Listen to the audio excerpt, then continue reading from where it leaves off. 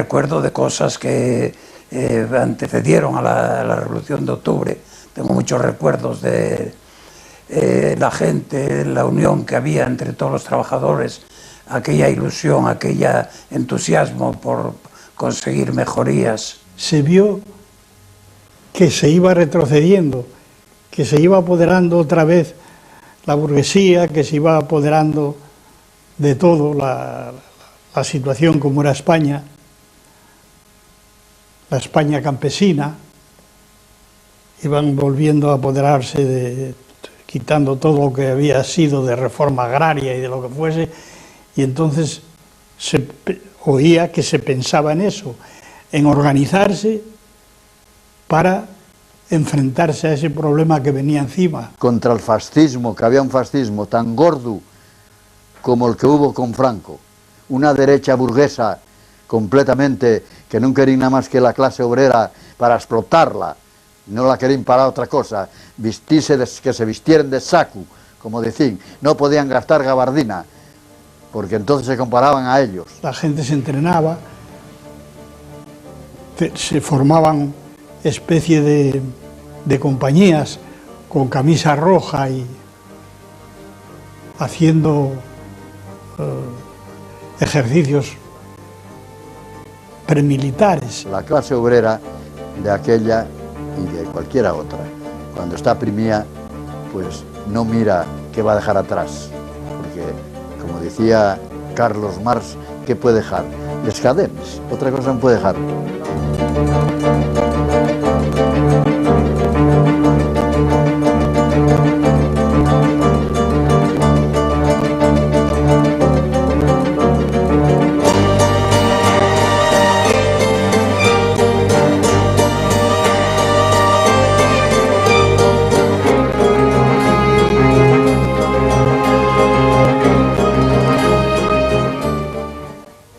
La de los años 30 del siglo XX fue una década convulsa en Asturias, en España y en el mundo. En lo económico se dejan sentir, cada vez en mayor medida, los efectos de la crisis del año 1929, que supone un auténtico desplome de la economía mundial. La Gran Guerra Europea de 1914-1918 ha dejado no pocas heridas abiertas. Benito Mussolini ha implantado un régimen fascista de partido único en Italia. En 1933, el partido nazi de Adolf Hitler alcanza el poder en Alemania.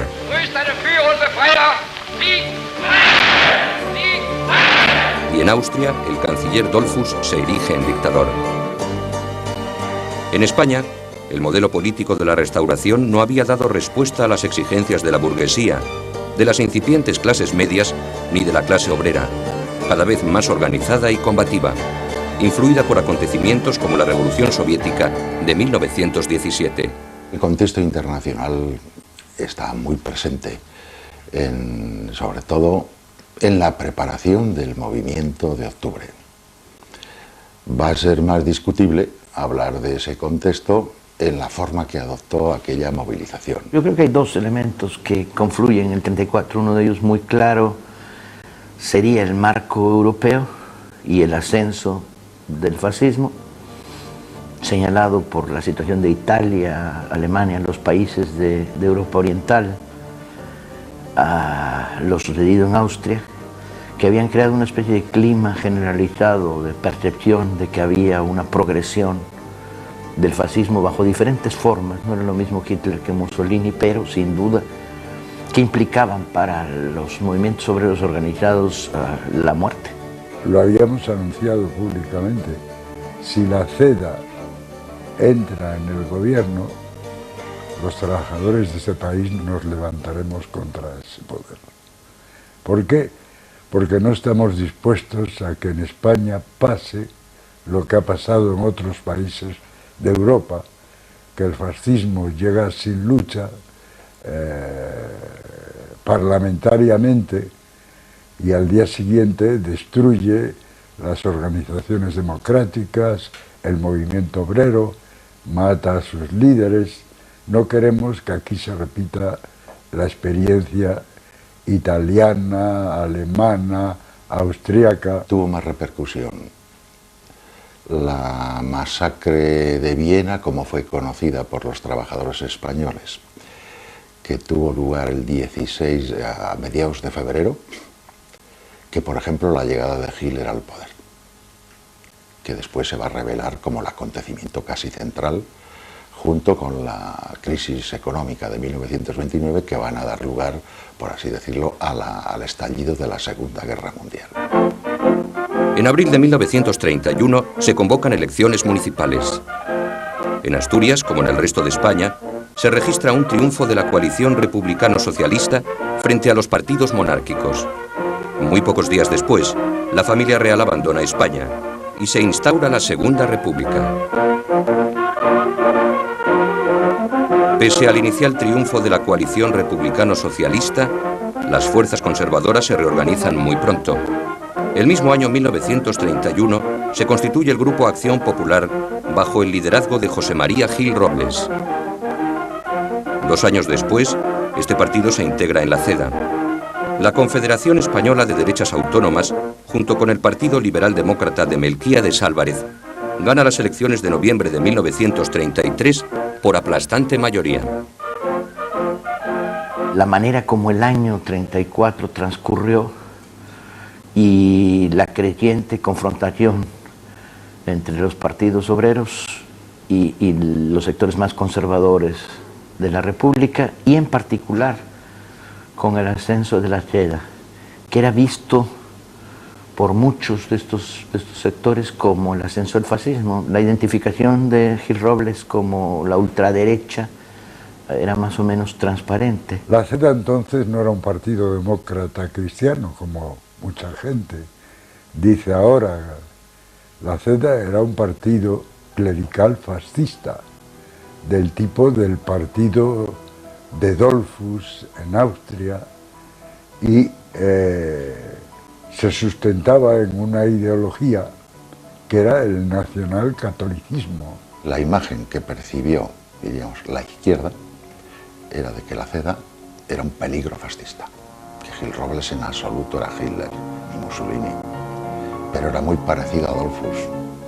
Tenía un pensamiento social cristiano muy afín al del jefe del gobierno austriaco, y pensaban que si Dollfuss había actuado de aquella manera, Gil Robles, aun sin ser fascista, aun siendo monárquico, podía llevar a cabo un tipo de acción similar. La derecha, digamos, encabezada en aquel entonces por Gil Robles y apoyándose sobre la política de Leroux, fueron primero a terminar con la República, a monarquizar la República y a instaurar el régimen anterior, pero de una forma inteligente. Esta amenaza va a ser la que incentive y acelere e intensifique la preparación de un movimiento que, con la finalidad, para unos, de impedir la llegada de la CEDA al gobierno, la entrada de ministros de la CEDA en el gobierno. Gil Robles nunca apoyó la República. Todas sus declaraciones fueron antirepublicanas. La aceptaba únicamente. Derechas e izquierdas viven un periodo de creciente radicalización. La situación en Alemania, Italia y Austria inspira actitudes fascistas en un sector de la CEDA. Los partidos de izquierda y las organizaciones sindicales comienzan a dudar de la efectividad del régimen republicano y a hablar, siguiendo el modelo soviético, de revolución social. Socialistas y anarcosindicalistas constituyen en marzo de 1934 la Alianza Obrera y comienzan a hacer acopio de armas.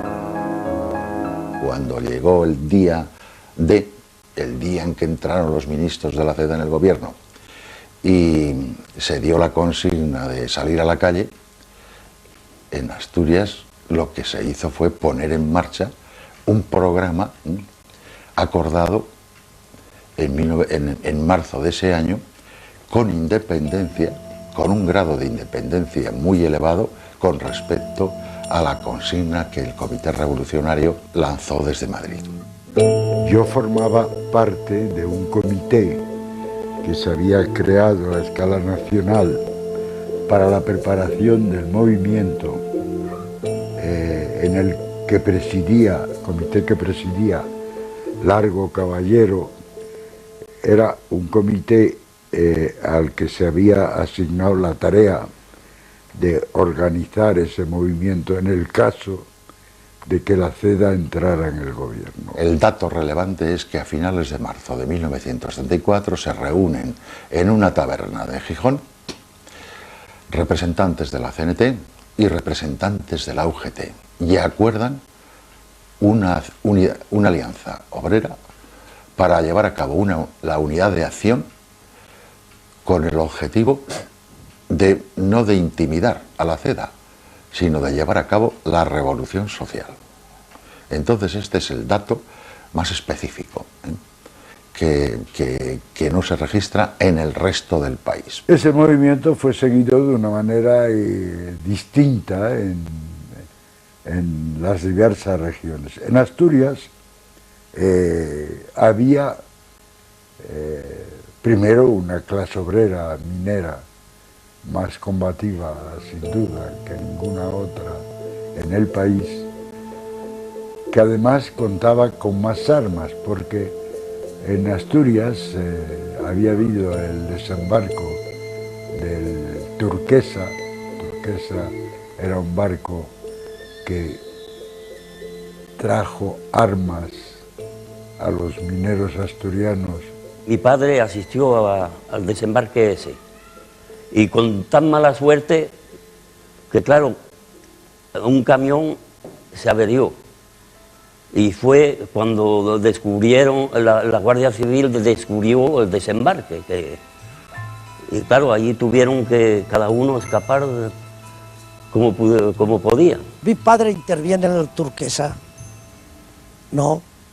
Y nosotros nos damos cuenta, porque mi padre era bastante vivillo para eso, ¿no? Estuvo en el Turquesa, se fue allá en San Esteban de Pravia o por aquí, ¿no? Pero se zafó cuando ya se averiguó que Prieto o un diputado que detienen aquí, ¿no? Ya estaba todo descubierto. Entonces él se fue a un chigre, y en el chigre le dice: oye, ¿ya viste que descubrieron al Turquesa? Comentando él el problema. Y entonces eso lo salvó de ir a la cárcel. Prieto estuvo en esa operación activamente. Prieto, que estaba en contra del movimiento, estaba en contra completamente, pero le ordenaron que trabajase en eso, y él, que siempre fue un indisciplinado, yo dije el indisciplinado, siempre lo llamé el indisciplinado más disciplinado que tuvo el partido. Se habló mucho del Turquesa, había armas, sí, pero ¿había armas para armar 3.000 personas? No, no había armas. Si no hubiese habido todos los explosivos, los mineros, en fin, no hubiesen podido hacer absolutamente nada. ¿Cómo se tomaron todos los cuarteles? Todos los cuarteles se tomaron no con armas. Cuando ya no podían los revolucionarios hacer otra cosa, pues oye, a la dinamita.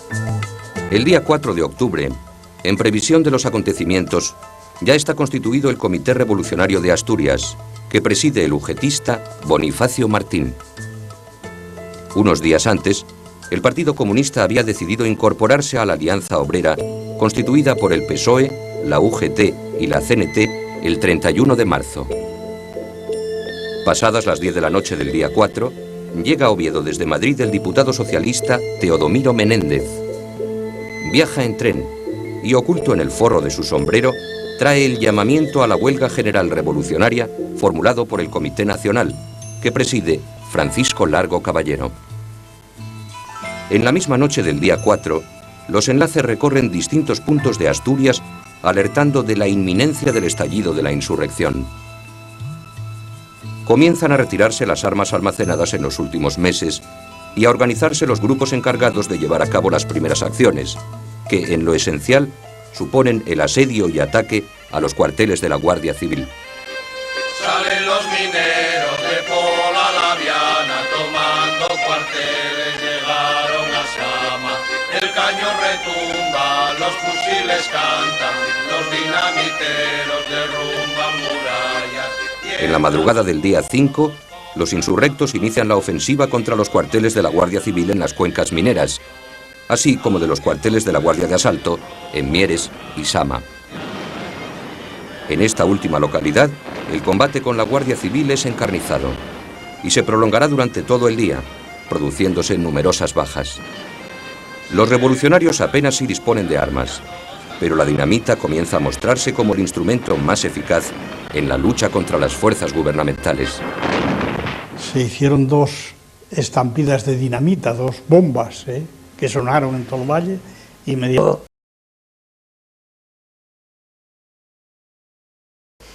la Revolución de Octubre la gente con dinamita, eran mineros la mayor parte de la gente, con dinamita y armas, alguna pistola o revólver que había por ahí, y escopetas. Con eso asaltaron a los cuarteles de la Guardia Civil. Muchos guardias civiles se rindieron, otros murieron, hay que reconocerlo, bastante heroicamente. La mejor arma que había era la dinamita, hay que tenerlo en cuenta. Y sobre todo con dinamita, ¿no?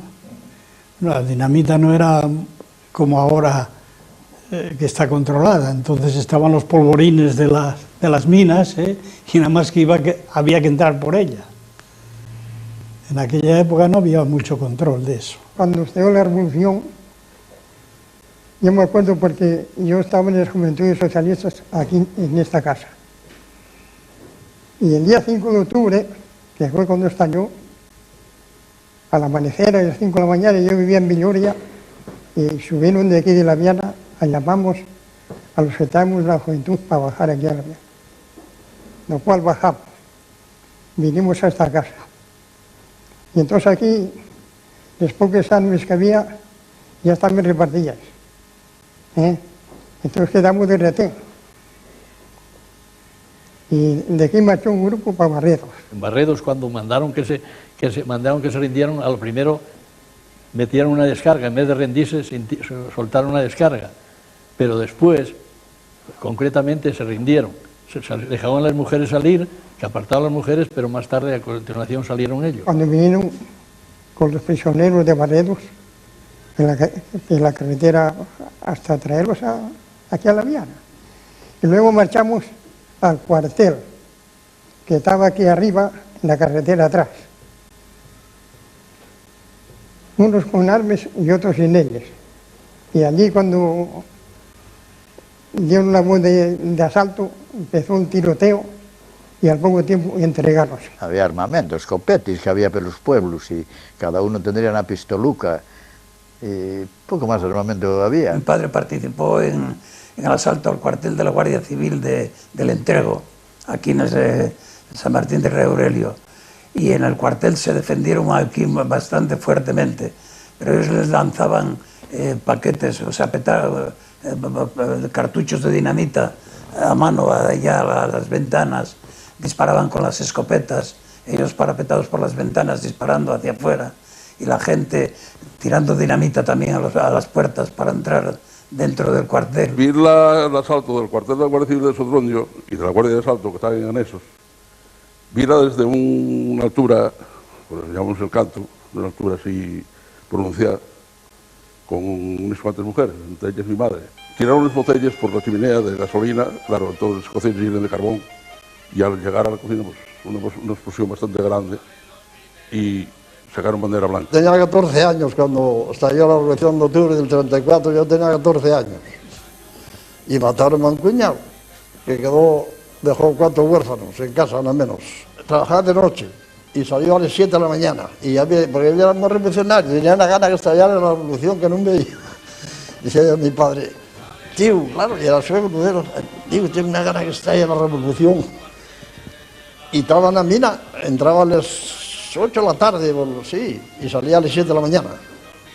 Y cuando salí de estallar la revolución, y vino, además aquello vino fuera para casa, mudó, se cambió, se vino para aquí, y aquí delante de Casa Pueblo mismo, estaba un autocarro que iba a marchar para Sama, y estaba Daniel, el padre de PJ, ahí montado con la escopeta, y llegó la mujer Leonides, Daniel, por favor, no vayas, hombre, ¿dónde vas? Llorando. Y llegó mi cuñado, vete para acá, Daniel, tierra, otra para acá. Quitó la escopeta y Daniel posóse y él puso allá, y nada más llegar a Sama, no estaría ya ni media hora en matarlo. En Sama parece ser que fue donde más hicieron estragos con la Guardia Civil. Salió el teniente Nara al parecer y dijo él, no tirar, que me entrego. Y bueno, y mi cuñado y los otros aquellos, y traían una bomba en la mano y ¡buf! Mató de aquí de la Pola 2 por lo menos. Ese cuartel ya estaba siendo asediado por los revolucionarios. Entonces, había mucho tiroteo, había muchas explosiones de dinamita, porque unos atacaban por el lado de arriba de la montaña o del monte y otros por el lado de abajo, porque había una pared. Para petarse allí azotaban las cargas de dinamita hacia el cuartel. Y entonces desde dentro también se defendían. Yo creo que sería la primer víctima de la revolución. Era un chavalín como yo, más o menos, y acababa de llevar un tiro en la frente, o en la cabeza, no sé, yo porque no nos dejaron acercarnos a él, porque luego ya para que no nos sintiéramos un poco afectados, pues vinieron y lo recogieron y lo llevaron. Tenía armas, era la región más armada del país. Había una fábrica de fusiles ametralladoras en Oviedo, y existe todavía. Fábrica de cañones en Trubia. Varias empresas que fabricaban explosivos. Y los mineros estaban familiarizados con la dinamita. Entonces, la conjunción de estos factores, una resolución política clara, si diríamos ideas y unos medios adecuados, pues explican que efectivamente en 24 horas, por ejemplo, los mineros acaban con los 23 cuartelillos de la Guardia Civil que existían en toda casi la Asturias central. Una vez tomado el control de las cuencas mineras, el siguiente objetivo es ocupar Oviedo. Ya en la tarde del día 5, una columna de mineros encabezados por Ramón González Peña parte desde las inmediaciones de Mieres hacia la capital del Principado, tomando posiciones en las inmediaciones del Naranco. En Oviedo, la descoordinación en la madrugada de ese día había impedido, en contra de lo previsto, que el proletariado local procediese a la detención de los oficiales libres de servicio y asaltase los cuarteles, con la connivencia de los comités de soldados afines a la revolución. La señal convenida, un corte del fluido eléctrico, no llega a producirse.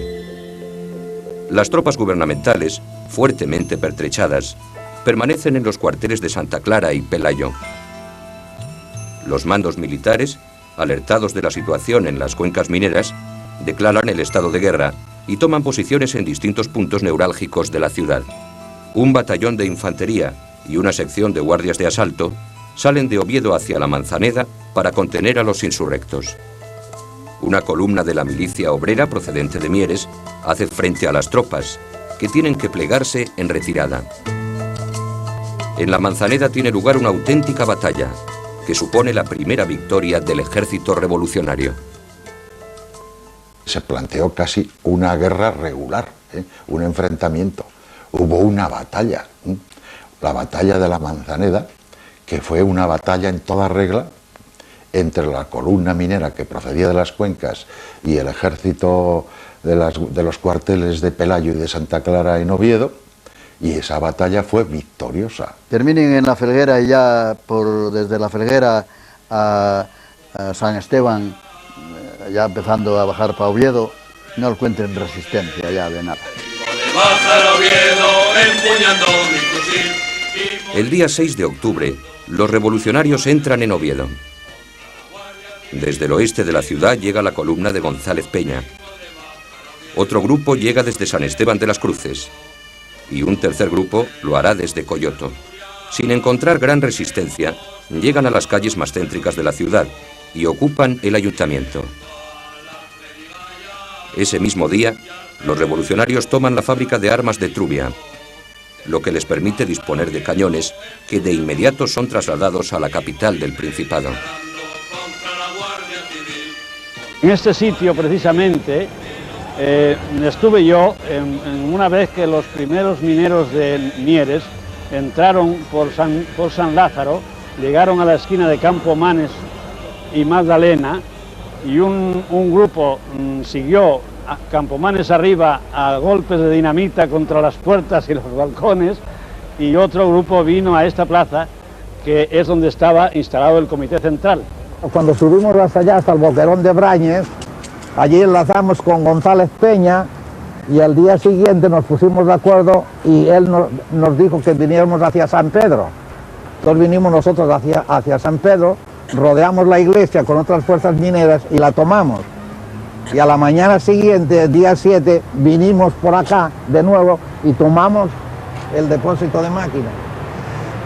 Entonces se reunió allí toda la gente de la Argañosa y de los barrios vecinos, un acto de gran emoción popular, y eligieron el comité revolucionario que yo presidí aquí en este depósito. Los mineros, los revolucionarios, los grupos que venían, ocuparon toda la zona desde Santa Cruz hasta Campomanes y el Fontán y esta plaza, o sea, ocuparon toda esta parte de la ciudad, ya quedó ocupada. Yo, como vivía en la calle Martín de Marina, pues viví todo aquello, desde el susto de la ciudad hasta que entraron los primeros, porque hubo un momento de silencio, de cerrada todas las puertas, de toda la ciudad cerrada, era impresionante. No había más que unas cuantas ametralladoras montadas por los militares y por los de asalto en la Escandalera, y no se veía nada más, todo lo demás estaba acuartelado, la fuerza estaba acuartelada, la gente no se veía un alma por la calle, ni coche, ni nada. Hacía muy poco que mis padres y yo nos habíamos ido a vivir a Buenavista, una pequeña casa que él tenía allí, poco más arriba de la Plaza de Toros. Es decir, que no estaba dentro del casco de la ciudad. Y recuerdo muy bien cuando empezó a ver pasar a los milicianos con el famoso HP, en camiones, en coches y con cañones que llevaban de la fábrica de Trubia. Desde muy cerca de mi casa pues bombardearon la catedral. En fin, lo tengo muy grabado y muy impresionado porque yo tenía entonces 16 años. Esa violencia me pareció terrible. Yo tenía 8 años y bueno, son cosas que no se olvidan. Recuerdo muy bien que se pusieron colchones en las ventanas de mi casa, las que daban a la Avenida de Galicia hoy, por primera vez, luego se pondrían durante mucho tiempo cuando la guerra, que hicimos la vida en un cuarto interior que había en mi casa y que no se podía salir, nada más que con muchas precauciones y en determinados momentos, a comprar comida. Eso motivó que asaltáramos los vecinos una tienda de comestibles que había debajo de mi casa. Estaba cerrada naturalmente, pero entramos por el patio y ahí conseguimos lo que necesitábamos, aceite, patatas, etc., ¿no? Yo había estudiado de niño en la Academia Hanguren. La Academia Hanguren pues tenía un compañero de pupitre que se llamaba Silverio. Me acuerdo que hicimos, organizado por la Academia, una visita a la catedral, subimos a la torre para ver Oviedo desde allí. Entonces lo que más me impresionó a mí, que empujando uno de esos cañones que venían de la fábrica de Trubia y que los milicianos habían cogido allí, pues iba Silverio empujando con su brazalete de UHP, y digo, pero ¿cómo es posible que dos chicos de la misma edad, que jugamos juntos, que me hizo faenas y yo le hice faenas, que nos perdonamos y fuimos amigos y compañeros, que ahora resulta que yo esté escondido aquí detrás de una ventana porque este amigo y compañero que fue, pues puede estar dispuesto a matarme? Yo me acuerdo cuando llegaron a nuestra casa los mineros de la Revolución, y no solo recuerdo esto mucho y con mucha intensidad, la cosa dramática que significó aquello, sino también que en mi habitación donde yo dormía entró una bala y se atravesó en la ventana, de forma que desde entonces no se pudo volver a abrir, y ahí estaba la bala hasta que yo abandoné esa casa, ¿no? Luego recuerdo que mi padre, que guardaba un coche de tercera mano cerca de la casa donde vivíamos, en un tender home, pues le fueron a requisar el coche, le pusieron pintura UHP y él salió a defenderlo como en fin, como una propiedad que le afectaba muchísimo y estuvieron a punto de llevárselo. Todo eso me dejó una impresión terrible. Y me impresionó también ver saltar los trozos de la torre de la catedral por el bombardeo, precisamente desde aquellas alturas, esa catedral donde Silverio y yo habíamos estado juntos contemplando Oviedo. Se tiraron a la calle. No tenían razón de haberlo hecho. Pero, sobre todo, quemaron Oviedo. Quemaron el Campo Amor, quemaron la calle de Uría, y eso no lo debían haber hecho. Porque eso levantó, cuando la guerra, fue lo que hizo el sitio de Oviedo. La universidad quedó destrozada. Recuerdo que las primeras clases las teníamos en la calle Uría, en la escuela normal, que estaba cerca de la Casa Blanca ahora y tal. Y ese es un recuerdo que me quedó grabado y que, claro, se repitió después, años después, no muchos, cuando empezó la guerra y también estuve en Oviedo y me cogió en Oviedo. La revolución no tenía razón de ser. Primero, éramos una democracia, ¿no? Porque cuando hay un tirano o cuando hay una cosa así que se tienen a la calle, está justificado. Pero teníamos los votos. Es vergüenza, yo me desespero cuando votó el 40% y otro no, 60%, ¿por qué no votó? ¿No? Bueno, pues cuando la Revolución de Octubre no tenía razón de ser. Me descubrió la violencia, cómo se puede llegar en una sociedad, en un pueblo, en una ciudad, a extremos de ese tipo en que la muerte juega y parece que pierde importancia. Tras la victoria entraron en la ciudad de Oviedo y en la ciudad de Oviedo pues combatieron durante 7 días. Las destrucciones que registró la ciudad pues fueron impresionantes. Entonces esos 7 días son 7 días de lucha militar, de enfrentamiento militar en la capital del Principado, mientras en la retaguardia, en las cuencas mineras, se procedía a hacer la revolución social.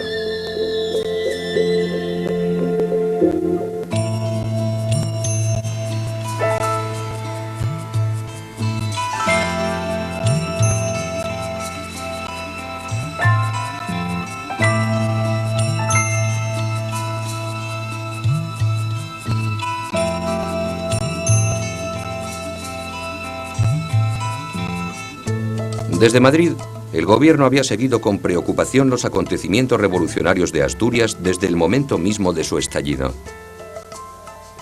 Muy pronto organiza una potente fuerza militar, compuesta por cerca de 17.000 hombres, para combatir la revuelta. Coordinadas desde Madrid por el general Franco, las tropas gubernamentales entraron en Asturias tanto por el sur como por el este y el oeste, además de desembarcar en Gijón. En Gijón, los militantes de la CNT no habían conseguido las armas que tenían previsto utilizar, escondidas en Llanera, y aunque la huelga general triunfa, no ocurrirá lo mismo con el movimiento insurreccional preparado. En esta ciudad se levantaron barricadas en los barrios obreros, Cimadevilla, El Llano y La Calzada. El repliegue de las fuerzas gubernamentales a los cuarteles y puntos neurálgicos y la falta de armas por parte de los revolucionarios hace que los enfrentamientos no pasen de conatos. El mismo día 6, las fuerzas revolucionarias habían partido desde la cuenca del Caudal hacia Campomanes y Puente de los Fierros para prevenir la llegada de tropas gubernamentales desde León. Quedaba así constituido el llamado Frente Sur. Comandadas por el general Bosch, las tropas quedaban aisladas en Vega del Ciego. Aprovechando la intrincada orografía, los revolucionarios conseguirán contener el avance militar en este frente durante 10 días. El frente de Campomanes es una demostración rotunda de cómo los mineros asturianos han parado todo un ejército en Campomanes. Allá el general Bosch no pudo ir más allá de Campomanes. Los mineros sin armas, únicamente con su dinamita, algunos cañones que no funcionaban, han podido parar todo un ejército que estaba apoyado hasta por la aviación que venía de León. El día 11 de octubre, la columna del general López Ochoa logra entrar en Oviedo. Pese a la entrada de las tropas de López Ochoa y del teniente coronel Yagüe llegadas desde Gijón, la lucha continuará en Oviedo hasta el día 13, cuando se decide el repliegue a las cuencas mineras y se constituye en Sama de Langreo el tercer comité revolucionario, que preside Belarmino Tomás. Ese mismo día 13, en la ofensiva del ejército para recuperar el control de la ciudad, muere víctima de los disparos de las fuerzas del Tercio una joven revolucionaria de 16 años, Aída de la Fuente, que acabaría por convertirse en un auténtico mito de los sucesos de octubre.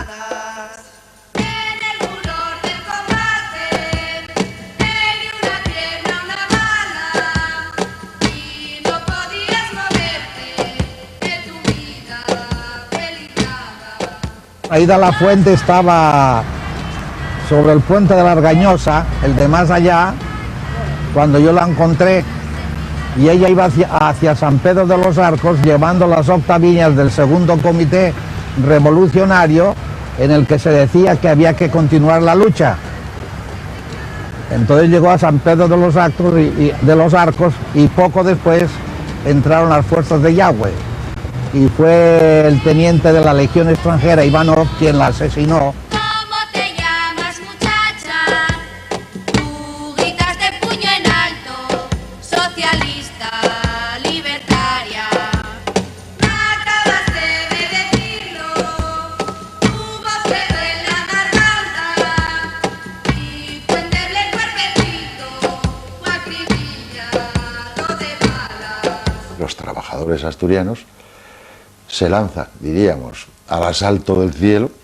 Los poetas dirán, bueno, pues que saliendo de las cavernas de la tierra pretendieron alcanzar el cielo, y con ese idealismo de carácter químicamente revolucionario, compatible con tropelías, con asesinatos de empresarios, de miembros del clero y demás, cometidos por sectores en los cuales los ajustes de cuentas, los objetivos más prosaicos prevalecieron sobre los ideales revolucionarios. Y aquel economato fue asaltado por la gente, no por los revolucionarios, por la gente, por gente que estábamos allí y tal, y empezaron señores mayores ya a romper las puertas del economato, a salir con varios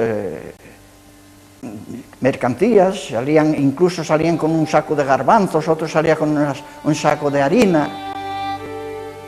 Dos que estaban allí, dos que seguramente hubieran estado atacando al cuartel, porque tenían un arma cada uno en la mano, no sé si era un revólver o era una pistola. Lanzaron unos tiros al aire, querían intimidar a la gente para que dejase de saquear el economato. Y al ver que no podían, uno de ellos soltó a llorar. La revolución de los hambrientos acaba en la primera panadería. Se ha puesto de relieve en otros episodios históricos que efectivamente la conciencia política está muy estrechamente relacionada con el estatus económico, laboral y social de quien posee esa conciencia política. Yo lloré por los frailes, y digo por qué. Porque uno de ellos era un enseñante mío.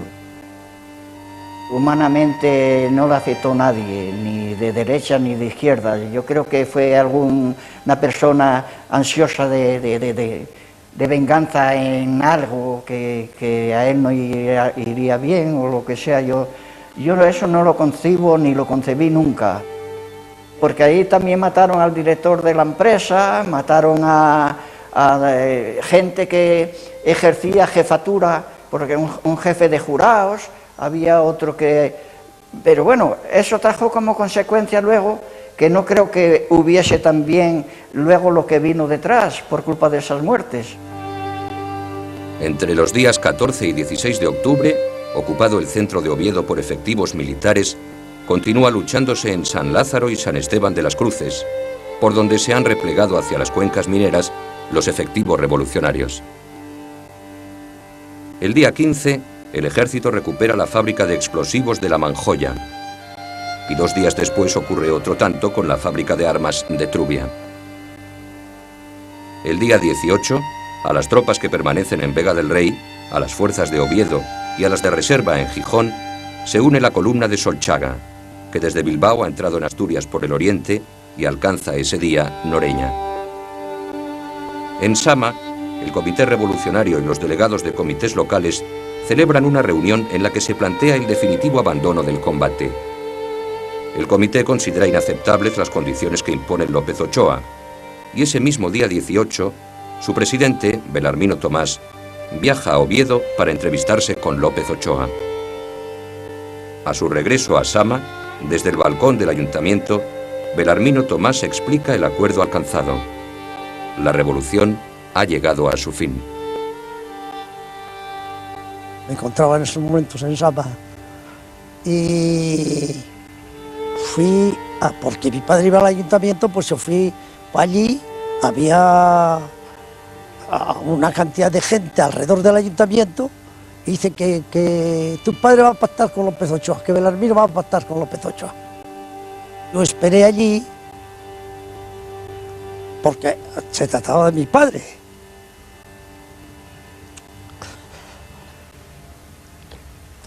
Y resulta que cuando me habla que está con López Ochoa, ¿no? Pues dije, hay que esperar el regreso, como vivo o muerto, como sea, tendrá que llegar.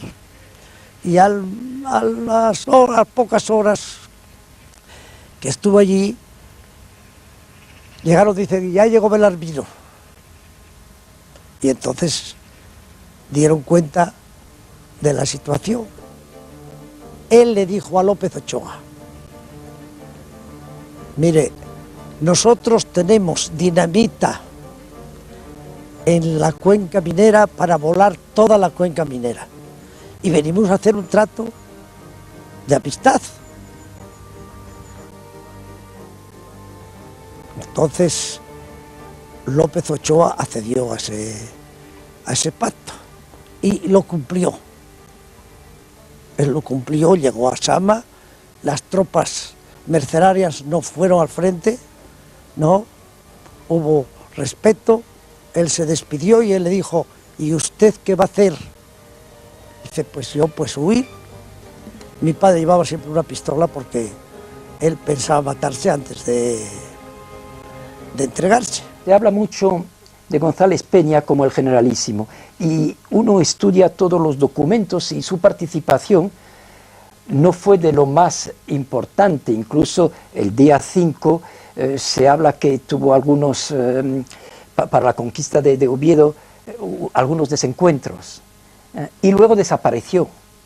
En cambio, la figura de Belarmino Tomás, tomando toda la responsabilidad política y militar, yo creo que es digna de mencionar. A su paso por Oviedo, las tropas regulares y del tercio comandadas por Yagüe protagonizan escenas de saqueos y ajustician a no pocos civiles en La Tenderina, La Falda del Naranco, San Esteban de las Cruces o Villafría. Fue brutal, 30.000 presos, miles de torturados, ¿sí? Y asesinatos, no uno, sino muchos, en Carballín, en San Esteban. Subían los moros y todos los que estaban en casa los sacaban y los mataban porque decían que les armes y los tiros que venían de las casas. 15 en una casa, 9 otra, 4 en otra. No sé si aquí había un chalet que luego viví yo en él, no sé si fueron 14 que vivían allí en ese chalet. Y bastante, yo creo que más de 40 personas, creo. En represalia mataron a otro tío. Ese ya no fue la revolución, ese fue en represalia. Llamase Alejandro, era municipal. Ese se tenía horriblemente en Carballín.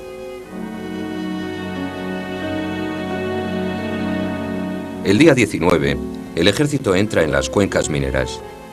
Las fuerzas del general Balmes, que ha sustituido a Bosch en el frente sur, entran en Mieres, mientras desde Noreña las tropas de Solchaga llegan a Sama de Langreo.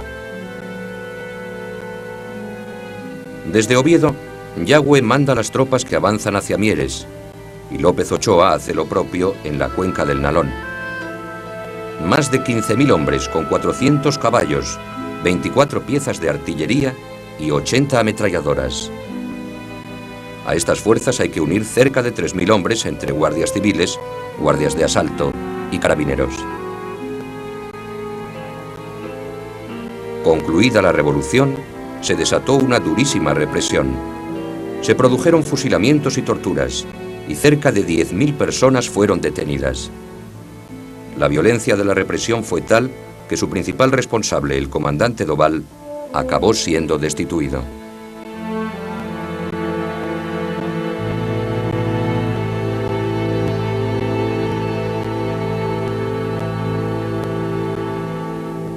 La represión del 34 hacía entrever lo que fue la represión en 1939. Hablando en cifras redondas, las fuerzas revolucionarias habían asesinado a 33 eclesiásticos. La represión mató y asesinó a unos 200 trabajadores.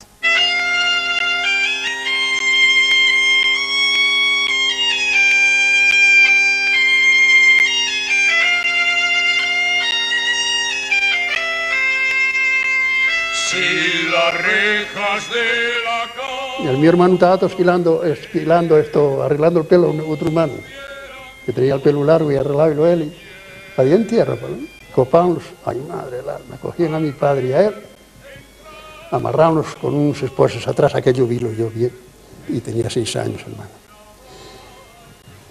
Madre, de niños palos, como el que estaban dando palos a animales. No tenían duelo por nada, que no suceda más esto, por Dios. No me vengas a llorar. Mi padre fue detenido, lo llevaron para Sama y estaban los detenidos, los metían abajo en el sótano. Pasaba una calle que era, entonces me parece que era la Casa del Pueblo, y el Teatro Victoria, que se llamaba. Entonces allí ellos estaban presos, estaban de agua hasta la cintura, y entonces a mi padre le dio el tifus. Me detienen a mí en una salida de clases de la Escuela Superior de Industrias donde yo estudiaba, y me llevan, yo no sabía nada de nada, a la comisaría de policía de Gijón. Me quisieron meter miedo, mucho miedo. Entonces maltrataban la gente, les pegaban palos, daban tal. Y a un pobre hombre que tenía un fusil y lo fue a guardar en un sitio, en el campo, y un amigo de él lo vio y le quitó el fusil. Y fueron a buscar el fusil, no estaba, y le dieron más palos todavía. Y me dijeron, y después de ese va usted. La represión fue muy amplia en toda España, repito, nosotros en Madrid, hasta la victoria del Frente Popular, permanecimos presos, pero en Asturias la represión fue mucho más bestial, mucho más dura. Hubo muchas torturas, muchos muertos. Llevaron mucha gente a la cárcel, los trataron muy mal, unos tal vez fueran consecuentes de lo que hubieran hecho, pero otros eran completamente inocentes. Había canciones incluso de los presos y eso, de los familiares de los revolucionarios, que cantaban canciones sobre lo que estaba pasando en la cárcel. Estando preso en la cárcel, un entierro vi pasar. Había miles de presos, muchos de ellos torturados. En esas circunstancias, la convocatoria de las elecciones siguientes de la República le sirvió en bandeja a la izquierda hacer de los presos de octubre el principal, diríamos, sujeto temático y programático de las elecciones que se iban a celebrar. El gobierno, dividido entre el sector más intransigente capitaneado por Gil Robles y los partidarios de medidas de gracia para los participantes en los acontecimientos de octubre, acaba por caer en los primeros meses de 1935. A finales de año, Lerroux, salpicado por un nuevo escándalo, se ve obligado a dimitir, convocándose elecciones en febrero de 1936. Los resultados electorales en Asturias suponen un vuelco con respecto a las elecciones de 1933. El Frente Popular, que convierte la amnistía para los encarcelados por los sucesos de octubre en uno de sus ejes de campaña, conseguirá 13 de los 17 escaños en liza. Entre los nuevos diputados a Cortes están líderes de la Revolución de Octubre como los socialistas Ramón González Peña y Belarmino Tomás, o la comunista Dolores Ibárruri. En el resto de España también triunfa el Frente Popular. 2 días después de las elecciones, el 18 de febrero, Manuel Azaña forma gobierno y se otorga una amnistía general para los presos políticos. El gobierno inicia un tímido proceso de reformas que apenas sí pueden llegar a ser aplicadas. La tensión social no deja de crecer y en julio el ejército de África se alza en armas contra la República.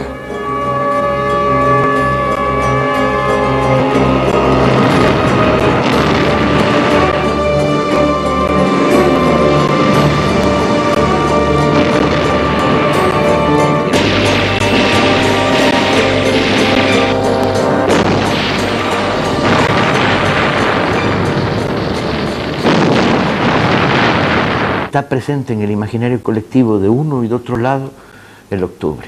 Y el octubre asturiano, porque al fin y al cabo de todo, la Revolución del 34 sobrevive como memoria colectiva, no la Guerra General en Madrid o los escarteos en Barcelona, no. El alzamiento en Asturias, León y Palencia, que son las 3 zonas donde triunfa y donde llega a la construcción de un ejército rojo. El fracaso político estribó en que no se cumplieron los objetivos programados. Objetivos elaborados, acordados por un Comité Nacional Revolucionario, presidido por don Francisco Laro Caballero, que se plantea preparar una gran movilización con el objetivo de impedir que la CEDA entre en el gobierno, o en su caso, con el objetivo de reemplazar a la República, venida en abril de 1931,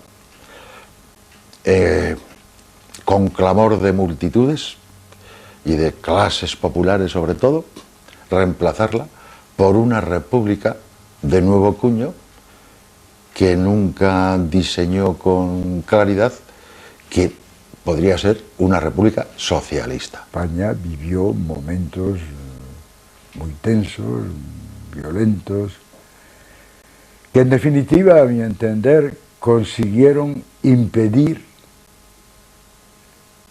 que la CEDA se apoderase del poder, porque el movimiento, aunque fracasado, creó una situación de crisis tal dentro de las fuerzas que habían apoyado a la CEDA para su ingreso en el gobierno y que colaboraban con ella, que a partir de ahí, a partir de octubre, se sucedieron un sinnúmero de gobiernos y al final el presidente de la República, en vez de darle el poder a Gil Robles, lo que hizo fue disolver las Cortes, convocar elecciones. Ese proyecto fracasó. La CEDA entró en el gobierno, la República siguió funcionando en manos del centro derecha, los revolucionarios fueron encarcelados y si se quiere recuperar algo del legado positivo del octubre, pues hay que esperar a 1936. Para la derecha el 34 era el monstruo que estaba escondido, ¿no? Por lo tanto justificaba, desde el punto de vista de los sectores más conservadores de la sociedad española y de los militares, el ganarles por la mano, ¿no? Para la izquierda la revolución del 34 significaba el se puede cambiar radicalmente el mundo y cerrarle la puerta al fascismo. A partir de octubre todo cambia. Esta será la principal consecuencia. Se pasa a una situación en la que se antepone la defensa de la República a la de la revolución social. Esta es la principal consecuencia de octubre. Ahora se dice Pío Moa, por ejemplo, que el 34 fue el preámbulo de la guerra civil. Bueno, pues efectivamente fue un comienzo de una violencia que después fue todavía mucho más grave, más extensa y más duradera sobre todo.